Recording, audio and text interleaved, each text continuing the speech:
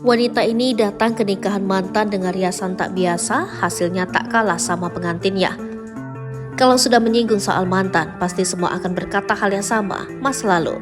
Namun tak ada salahnya untuk menunjukkan hal yang tak biasa saat datang ke nikahan mantan kan? Seperti halnya dengan yang dilakukan wanita ini. Ia datang ke pernikahan mantannya dengan make up yang tak kalah cantik dari pengantinnya. Pemilik akun TikTok nurhasana.azaria mengungkapkan permintaan kliennya. "Kak, make upin aku sampai bener-bener pangling. Aku mau ke nikahan mantan aku yang sekarang nikah sama selingkuhannya," tulis MUA meniru ucapan klien dalam keterangan video. Tak tunggu lama, MUA tersebut langsung mengiyakan dan langsung eksekusi sesuai permintaan kliennya tersebut. Wajah kliennya tersebut tampak bersih walau memiliki kemerahan dan beruntusan. Tak sampai di situ, alisnya pun terlihat tak rapi. Wajah klien pun dirias menggunakan foundation yang lebih terang dari warna kulit aslinya. Meski begitu, undertone foundation tetap senada dengan kulit, sehingga riasan MUA tidak terlihat ashy atau keabu-abuan.